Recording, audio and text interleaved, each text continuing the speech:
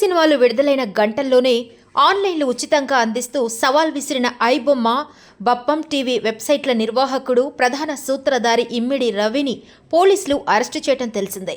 గతంలో దమ్ముంటే పట్టుకోండి, నా వెబ్సైట్ల జోలికొస్తే మీ డేటా లీక్ చేస్తా అంటూ పోలీసులకి బహిరంగంగా హెచ్చరికలు జారీ చేసిన రవిని ఫ్రాన్స్ నుంచి హైదరాబాద్ రాగానే శంషాబాద్ విమానాశ్రయంలో అదుపులోకి తీసుకున్నారు.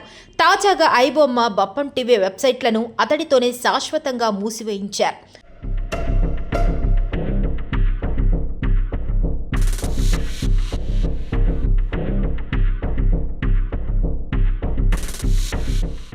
విశాఖపట్నంకు చెందిన ఇమ్మడి రవి సైబర్ టెక్నాలజీలో అత్యంత నైపుణ్యం కలిగిన వ్యక్తి. తనకున్న సాంకేతిక పరిజ్ఞానాన్ని దుర్వినియోగం చేస్తూ పైరసీ ప్రపంచంలోకి అడుగుపెట్టాడు. తొలుత సాధారణ స్థాయిలో మొదలుపెట్టి ఐబొమ్మ బప్పం వంటి వెబ్సైట్లను సృష్టించి తెలుగు, తమిళం, హిందీతో పాటు పలు భాషల చిత్రాలను, ఓటీటీ కంటెంట్ను పైరసీ చేస్తూ వచ్చాడు. తన కార్యకలాపాలను ఎవరూ గుర్తించకుండా ఫ్రాన్స్లో నివసిస్తూ కరేబియన్ దీవులు, యూరప్ దేశాల్లోని ఆఫ్షోర్ సర్వర్ల ద్వారా ఈ నెట్వర్క్ను నడిపాడు. భార్యతో విడిపోయిన తర్వాత ఒంటరిగా జీవిస్తున్న రవి తన పూర్తి సమయాన్ని ఈ పైరసీ సామ్రాజ్యాన్ని విస్తరించడానికే కేటాయించాడు.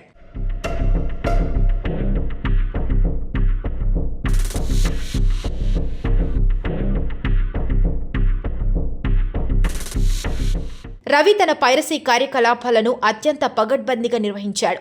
పోలీసులు ఒక డొమైన్ను బ్లాక్ చేస్తే వెంటనే ఐబొమ్మ టీవీ, ఐబొమ్మ న్యూ వంటి మిర్రర్ సైట్లను అందుబాటులోకి తెచ్చేవాడు.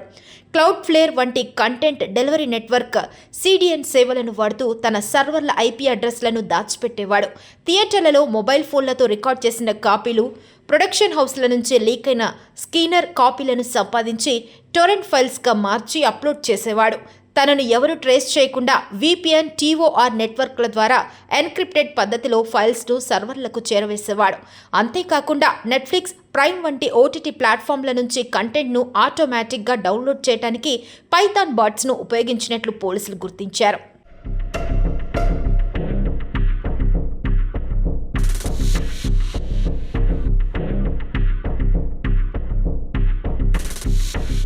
పాపప్ యాడ్స్, క్రిప్టో కరెన్సీ డొనేషన్ల ద్వారా రవి కోట్లాది రూపాయలు సంపాదించాడు. పోలీసులు ఇప్పటికే అతడి బ్యాంకు ఖాతాల్లో ఉన్న 3 కోట్లను ఫ్రీజ్ చేశారు. అతని కార్యకలాపాల వల్ల కేవలం 2024లోనే తెలుగు చిత్ర పరిశ్రమకు 3,700 కోట్లు, భారతీయ సినిమా పరిశ్రమకు మొత్తంగా 24,000 కోట్ల నష్టం వాటిల్లినట్లు అంచనా. గతంలో రవి పోలీసులను హెచ్చరిస్తూ రాసిన లేఖ సోషల్ మీడియాలో వైరల్ అయింది. దీనిపై నెటిజన్లు తెలంగాణ పోలీసులతో పెట్టుకుంటే ఇలాగే ఉంటుంది అంటూ కామెంట్లు చేస్తున్నారు.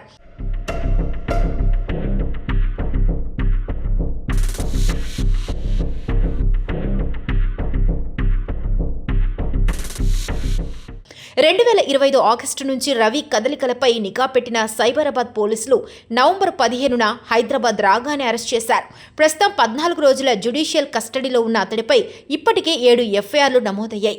అతని నుంచి స్వాధీనం చేసుకున్న వందలాది హార్డ్ డిస్క్లను, క్రిప్టో ఖాతాలను విశ్లేషిస్తున్నారు. ఈ కేసులో మరింత లోతుగా దర్యాప్తు చేసేందుకు రవిని కస్టడీలోకి తీసుకోవడానికి సోమవారం నాంపల్లి కోర్టులో పిటిషన్ దాఖలు చేయనున్నట్లు పోలీసులు తెలిపారు.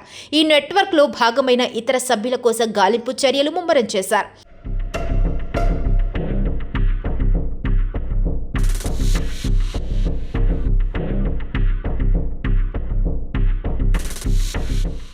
మరోవైపు ఇమ్మడి రవి అరెస్టు వ్యవహారంపై అతడి తండ్రి ఇమ్మడి చిన్నప్పారావు స్పందించారు.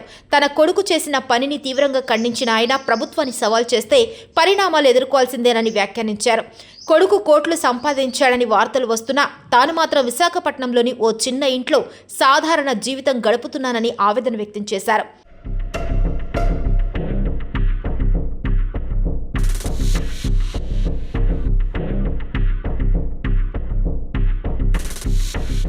బిఎస్ఎన్ఎల్ రిటైర్డ్ ఉద్యోగి అయిన చిన్నప్పారావు మీడియాతో మాట్లాడుతూ తన కొడుకు అరెస్టు విషయం గ్రామస్తులు వార్తల ద్వారానే తెలిసిందని చెప్పారు.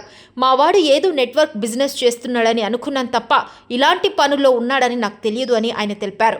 కుటుంబ కలహాల కారణంగా రవి గత 2 ఏళ్లుగా ఇంటికి రావటం లేదని, అతనితో సంబంధాలు కూడా తెగిపోయాయని పేర్కొన్నారు. రవికి వివాహమై ఒక పాప ఉందని, కానీ ప్రస్తుతం భార్యతో విడిగా ఉంటున్నాడని వివరించారు.